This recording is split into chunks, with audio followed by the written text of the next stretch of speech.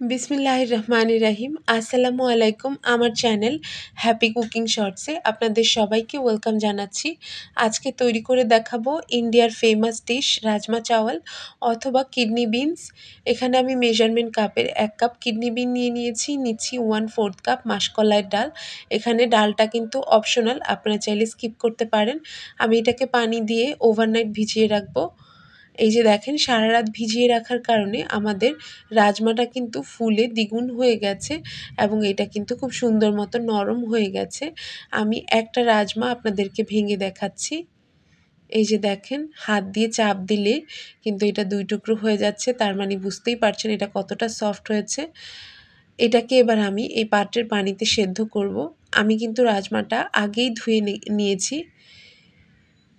আপনারা চাইলে আমার মতো এরকম হাঁড়িতেও সেদ্ধ করতে পারেন, আবার কারো কাছে যদি প্রেসার কুকার থাকে সেক্ষেত্রে আপনারা 2টা সিটি দিয়ে নিতে পারেন প্রেসার কুকারে। এক্ষেত্রে আপনাদের সময় বাঁচবে। পুরো রাজমাটাকে আমি দিয়ে দিচ্ছি পানিতে।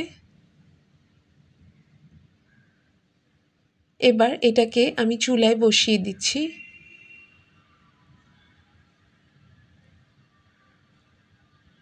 চুলার জালটা লো মিডিয়াম হিটে রেখে এটাকে ঢাকনা দিয়ে আমি প্রায় 2 ঘন্টার মতো সেদ্ধ করে নিয়েছি। আমার সময় লেগেছে প্রায় 2 ঘন্টা, আপনাদের কম বেশি লাগতে পারে।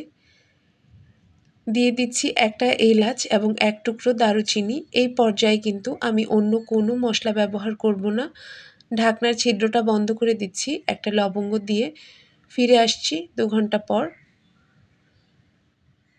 এই যে দেখেন, আমাদের রাজমাটা কিন্তু একদমই সেদ্ধ হয়ে গেছে 2 ঘন্টা পরে। এই যে আমি একটা ভেঙে দেখাচ্ছি, কত সুন্দরভাবে সফট হয়ে গেছে।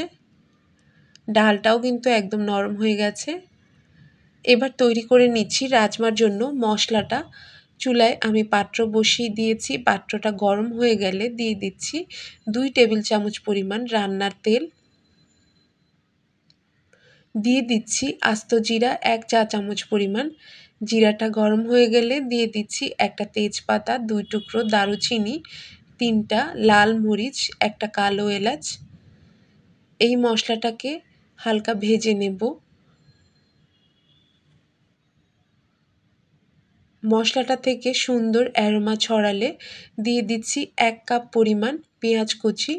এই পর্যায়ে চাইলে পেঁয়াজ বাটাটাও ব্যবহার করা যেতে পারে। পেঁয়াজটাকে সুন্দর করে ভেজে নেব। ভেজে নেওয়া হয়ে গেলে এবার দিয়ে দিচ্ছি বাটা মশলা।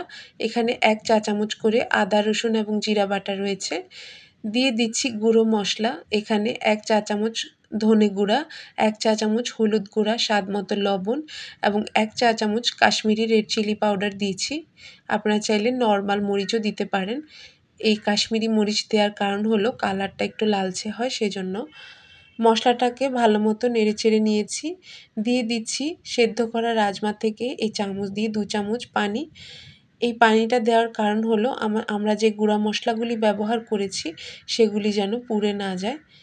এই পানিটা দিয়ে মশলাটা খুব সুন্দর মতো লো হিটে রেখে চুলাটাকে ভালো মতো ভুনে নিব, যেন মশলার কোনো কাঁচা গন্ধ না থাকে। এই যে দেখেন, মশলা থেকে তেলটা উপরে উঠে আসলে এবার দিয়ে দিচ্ছি টমেটো। এখানে 2টো টমেটো দিয়েছি গ্রেট করে। আমি সবজি গ্রেটার দিয়ে গ্রেট করে দিয়েছি। আপনারা চাইলে ব্লেন্ডারে দিয়ে ব্লেন্ড করে দিতে পারেন, তবে অবশ্যই ব্লেন্ড করে দেবেন। টুকরো করে দিতে যাবেন না, তাইলে কিন্তু দেখতে সুন্দর দেখা যাবে না। ঢাকনা দিয়ে আমি 15 মিনিটের জন্য মশলাটাকে এভাবে রেখে দেব।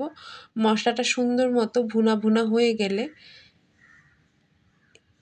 এই যে দেখেন, আমাদের মশলাটা কিন্তু ভুনা ভুনা হয়ে গিয়েছে। এবার দিয়ে দেব সেদ্ধ করা যে রাজমাগুলি রয়েছে সেগুলি। পানি সহকারে আমি রাজমাটা ঢেলে দিচ্ছি মশলার সাথে। এটাকে নেড়ে চেড়ে আবারও 15 থেকে 20 মিনিটের জন্য ঢাকনা দিয়ে ঢেকে হাই হিটে দিয়ে চুলাটাকে এটাকে রান্না করে নেব।